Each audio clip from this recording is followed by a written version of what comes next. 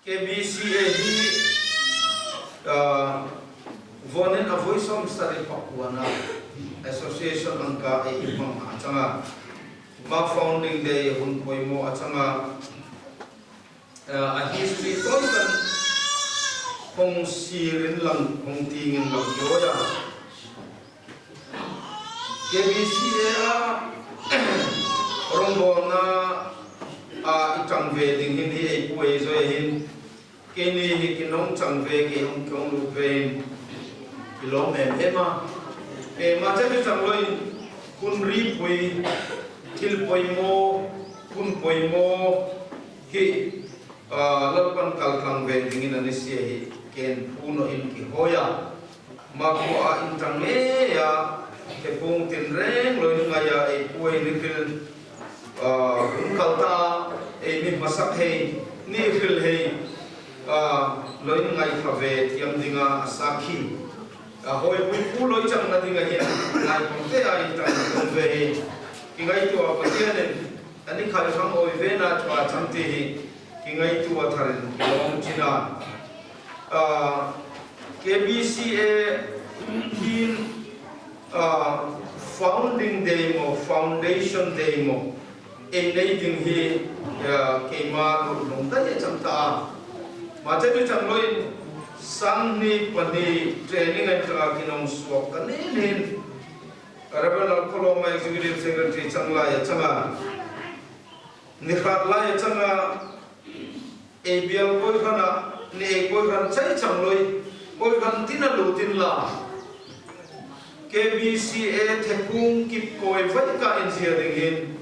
nang manang kin e point jatia mading hin plan li ka hum ki manga e ulian hei boirol ta hei song song simpun mar kuna me ikalin ka interview ilahin ani hoi oi hei ne dilin malen kinia ngai takka thepung hi om ve a lan sieloi thepung itha hei om ve sa a mai chu maju hong siam zo achang rit nongin KBCA founding day hi mang ve chang siala ti hi to put lut association a hong lu da ma te pung dung zo hin KBCA founding day hi ei mang thiam a chang ei hoi ki chu sang ne panga sang ne par vela in tang han ei mang han tha lo changa Malayan ma fan hi isia big chang siala KBCA ritla invite a huna lalpa in aman ani tung ding a chang len ama in tung ding na hoi mai na fan hin aritla pai na pai a hin lalpa na mangwa nen chang pe ka ding tin ma fan chu hong khai ga a chang tha kumin mi ka chia hi sang ni pama sang ni paru zo hin KBCA founding day poisa Baptist Koran members chang pochuna milwa somin ni choi ding ti kumin ni 8 manga chang ro chu kumin ni so ya hinka hin thong ai ti chen som song choi tia kip fakkan chan som choi tia ma chu KBCA in tung ding na dinga lalpan KBCA loi tung ding na hoi mai na ding khai hang chang se ti lo chang khai hang mat ata loi chang be finan nei hoi tu pai secretary han ka hein pong location zom a chang malai ahum mangni a kumi de chung pathian ni an fuk le han azing asan zong song hi KBCA founding day ya kal changa te ti ha KBCA working committee ngai ko na influence kula ram sia changa ko ran den loi mu e sia ma ba ka chun in sum dong tinahin a statistic dung zuin KBCA a chang to tin dung zuin KBCA founding day target e ne ya mai ko ran athil pe a in changa mission fana in changa mo so ma khatka in changa mo a hei pe mai chin ding a chang zong no ma founding day in ke yomilal parang bol dingin lal pan anilo isia ve ke chamti hoi edin tia ga in cheng somi ei pe ding poi ran homin a pe dan mi pui angai puang moi poi dinga loi tin masaka funeral tam tang le atuna ko ran hoi tu ko ran hoi tu chang ma chang bai tiam male chun ma te pungai ai hoi sun zom tin no le an male chun ai target ang kanai ngaya ma target chang loin mi tam ka chun koi khan chik thi ngai la en tin din an bang mai kin tia khan chun baptist koi khan chun achang chun Jadi cukin cang tok ya hoi luar lain, KBCA lalu na tung ding nai chan cinta dengan cang lain. Kini cun sangin ni PW lamkin oi antia, lekha kone na cangin sangin ni sang kahai yang PW na. Amat masih cun statistik cun andung no aja. Maju KBCA reng ngai tuala ni na antana funding tuha aloi cang. Malen Zania Turkiya la choi thei loi. Ayo macam siapa zanihin kip kan mahi terluka macam lain atla nina ape tungaila ay oya ate kung hong tilak itia mazoin loi fum tak hei fom loi chang tak hei kulian hei KBCA loin fuai macam chang loin New Zealand Baptist Missionary Society NEIGM, Indo-Burma Pioneer Mission, Thado Kuki Pioneer Mission, Mahi Alal Panay Mamzong, Sumay Tatinga, Tongin China, Big, so may tiya mating sundawan bang som liya na som tiya, kacun akong big ay mamzang tiya, ate pungi toy kanong siyat tiya, maju unay pang talay pol ay umin, ay hoy sunzom ye, apoy moa. Mai centenary a souvenir koi mai na le kabu omahan achuang sa association ang kai te pung toy te sang ka jakwa som pakwa a intanghin darlong Christian hi nina KBCA hi koi sa khat ka ti a rangin bi ka ang ka cha koi khan dang chu i mang social ding nei no cham lo chu Ini kerja KBCA kerja Tripura Ramanina Lalpa Ramading Jun Darlong in Christian Nanina KBCA hi Poisa Kakatia Ahlangin Nikahi Achang Inchen Taylor Mai Chandodan missionary Watkin R. Roberts Sangka Jakwasom Pathum A Apun Thado Kuki Pioneer Mission Jun Amatho pun North East India General Mission NEIGM Chun hununung cema Amatho mga indingayong Indo-Burma Pioneer Mission IBPM Inding mangin loy enkol ansam Toktu hongtir ni enkol nan huaya Ritlani taksalama rinkuhei Froi kate chuloy enkol ansam Kachun koi fang jo ahong chang lian tira Indoi pui voin hikana hong suok hong puak koi le in po to na le in zom na harsat na lein NZBMS New Zealand Baptist Missionary Society kuta in planin aom abik takin ay mani tianga koi fan he NZBMS kuta hin anni in plan acham NEIGM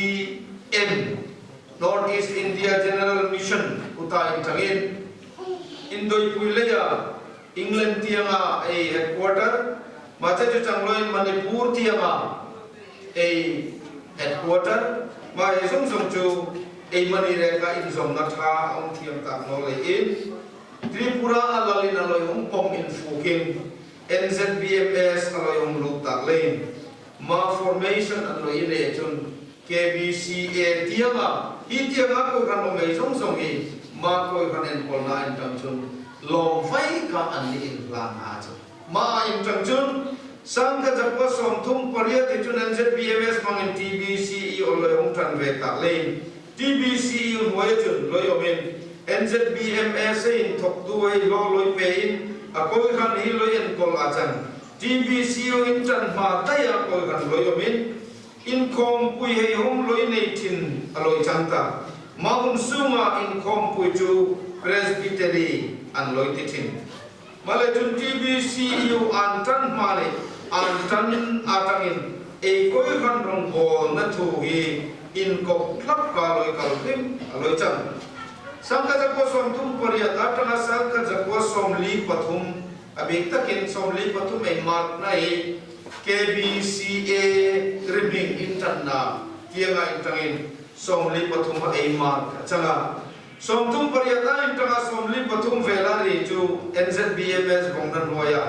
andan angkan koran en koloi chang in kompui achang nola mo bial thu achang nola mo rong bona ikapai tua missionary homtir organization chu a chom pui changin ABL suma koran ei nan sa fekan loi en kolni chom anchang ari mi wahin sangka jakwa som li pathuma tangin sangka jakwa som ruk pariat ali Kulasor Presbytery tiya ko yacha macho e ding hun nina e ripinga aloi chan January ni som pariat ai tanga som ni pani sangka jakwa som ruk pariat nalkata in kompui homa riming perthu ti tina ne achang no homin Presbytery ti ala ko yacha som ruk pariat hin riming hi e perding changa ti an minute dai no loi chu malai chun chang hong siala sangka jakwa som ruk pariatin la phera chan loa zun li som thum sangka jakwa som ruk pariat dar choya executive committee in Buma in Tangin Koila Sohor Association tia koi achang tan January som nipali ain tanga som niparo sangka jakwa som ruk pakwa dar choy in khom puya Koila Sohor Baptist Christian Association tia koi tan achang Vonari humin lalpan marming in puin tam tam ka in chin khom koi phang ei mangin chan chin trafil na rong ala hol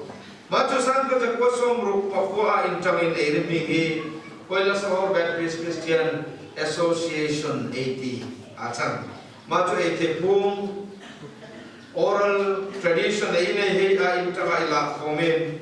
ma history hi in zia fire changa koran en kolna thu ni rong bol na Koila Sohor Baptist Christian Association ni atan reng hian koi khan hum hal ni pui thling na thu tlerin in en kolna dinga zia dan loi ruwa man aloi chan ti ta kan ma zia dan chu akang le January som pala ai tanga som pariat sangka jakwa songa pakwa Presbytery in kompui minute number khat kana in ziadan asiam thatno atuna a guidelines e ine he hin ma ziadan tam kachu madung sui chung loi siam a achang bai in kang le jukti a hin tiana in han loi that ve loi le chang tia minute number an loi siam fakachu e pulal bola he in kang le hin documents an loi sia zong suma aloi kama aloi chibet aloi chang anen buma ahin lungril na vai kan tapumin guidelines par siam no pa chang ti ha e poven he hianga chang e dong pa chang district pastor bial loin tenda simbial mar bial monobial roire na minit na mari kum kana sa ka jago songa pokwa dong zoin vonjun pastor bialan kan emani sungai mun bei sai boldar choi tu ngoi deu ga jam toli dam chora tia internet machai changloi Agartala town pastor nei vein bial tam ka nei ten in sangka jago songa pokwa in kompuya treasury report pompuina minit number som ni pani sangka jago songa pokwa angkan poisa iom chu rupees som le intum kani noya som li pali aloi cha sum swap dan budget an siam anin bum executive committee minute date som ni panga karuksan khajargo som nga pakwa ni members lutina seki join result le som sare le ringa ka thalaya tangin reza ka noya in tangin reza ka tilpek dan donation ai tangin za som din panga areng kan zanga mahung suap dan akan chun lal mahung suap ding akan chun lalparam in zanatiam kirin tok tu lo dinga seng dinga riwa aloi chang malaya tok tu ei hoi tiam ei chu pastor mission fir tir tu ei an loi chang chan chin tha hil na mang chang reset ti loin sia a ma chu are kain an loi manga chang anin khom puina ding hin bu fai a pastor mission zir tir tu han an lora ma fan chun in khom pui an loi mang a chang ti ha tong vai an ye kin a chang ke ma hi aloi tho ei mur baya in changa a hoi pui in va in ka ka ke chang sa sanga ja ko som ni patu ma tang in sanga ja ko som ni patu ma re hi mania la en pol thiam loi ei chang sanga ja ko som ni palia tang in full fledged association ang kan ngir tan ma ku ma tang in mania in chong mania in railroad mania thuhil ten thupui pul mok in thumka in yang in chan acham makuma tang in executive secretary ten association net hoi puding thar ruat acham machu boiral tarban tang loma acham hoi dan in sang ka jakwa som riat pali a mania li ratil thotan e tumlaya office nei tana sumnipwan kuta balance angka e nei cheng ringa ka tia sia maha an asumin an lo inei hoi kai oma khotina hin zonal angka treasurer an lo inei tin an la indik man lo oma changsa ma ba ka chun ku ta yo hi cheng ringa aloi chang tia e puya an lo ril tin achang April som di paruk sang ka japo som riat panga in FCR registration and natana Sankatako som Kopama in Society Registration Act of 1860 dan Noya in Register Echan Malayan staff Keimalu tarihin Sankatako som Kua arin staffi Iroka in Chaka som Kopani in Lakhar an Amama in Tangchun Riatka an Chaka kachun som Rein Nika Ahong Chaka Volichun Pastor Manglai Company, Pastor retired in Lika, ordained evangelist in Lika, KBC and Noya evangelistic worker, evangelist missionary Sarika, staff theological training line in Lika, office assistant in Tumka, office Tampui Puding Katka, Motor Kalku Katka, Sumnipwana, Eichom, evangelist Anka. Native worker iti intum kan renkan somin lelei inli ka bonin e chong ta chang talpan ran guna chang se bonin koi ran ni fellowship som ruk lei ruk ka association sunga idea maju e la pomloi fellowship angka mi intum ka chang chu bonin e mani re kan kalendar ila buta athua ila pomloi chen changa matik chun matin chun Koi kan ni fellowship is som sari everything acham association sunga family omsa sang zaru som ni pakwa mave fellowship ni ko kan ni kain tangin report alahong tungno ka ma chu in belsak acham ta noa baptist achikalian zas sangsari zakwa somkwa panga achit 80 thelo sanchu Koran indikin tuka statistic report siloi dong achang noa. Balajun sangsari zakwa songkwa paha. Echang. Association angka itu koichu tia nami naiha alachang. Jukin siya na sanju epo yanin ni na anmani internet tirdingin upazaro ya tong hai an itihan. Anmani tumkani ay pastor ulian hey koiral tak hey an chongbaya in tangin patian tu ami kinila achang homin kin hoida mangkai na loi chang kinan tia nam tin chitin dia nga chan chin tha hilda hak kin loi tin ante maju nam tin la ya chan chin tha hilda he thupuya kin loi maya matu pui in non si kan association kompuin voi ruk kakin loi nei anti chu matu mai komin ziak sa eu zia sa ta noa nam tin chitin nia chan chin tha hilda he in non zai kan voi ruk kakin loi nei anti e puyan atunin Darlong Urang Munda Gatwal Bauri Chorai Jamatia Bru Koloi Deborma Tripura Rupini Mana Melai Chanchin Tha Rong Vonarihin Ebol Maju Koiram Tepung Klan Buiha Achanga Patianen Association Angka Arwala Kam Khoma Koirana Intangala Pamal Somna Changdinga Ni Chanchin Tha Anloi Tida Nakatakin Nam Tin Chitin Laya Chanchin Tha Leiti Tia Anloi Tichinaha Ei Hoi Veta Katulo Hilrei Tiha Vonarihin Elaboi Puya Maju Ei Hilna Ahin Lampana Oi Angkan Ma Association ni Ai Tung Ding Ha Acham Nikuman lockdown này chúng tôi pot han tiklai mana ai là thong ai loi tiklai mana ai umin kila hoi ve loi nang ni umin la hoi ve no tunu thok tu thar pumkan arwalen songka ai pun chu nan sabai kan lungrel an loma bonen bialtin an sina lungrel lom vai kan lalparong bolding mi tam kanen purtira pathian rama mi tam kai chui bu te he tun laya a report changa wala chun association te pung hi tiklai mane ngai ne ngai noi la ma in tangin mitam kan loi zoka a pi pu hei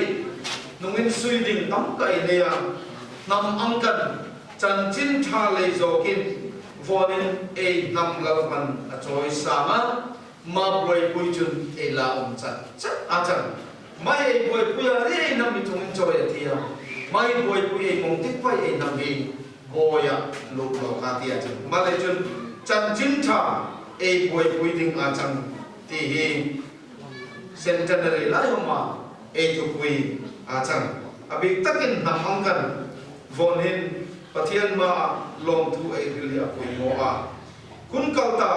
kun loi liam ta from ne chan khalta e ngai ngoi an mani kut rual ichang loya thi loi tho the loi an ngai to na ni tak pathian pe ma boya thi tho the loi from ni loi chang khala loi liam tai song song ta dingin long thu hil na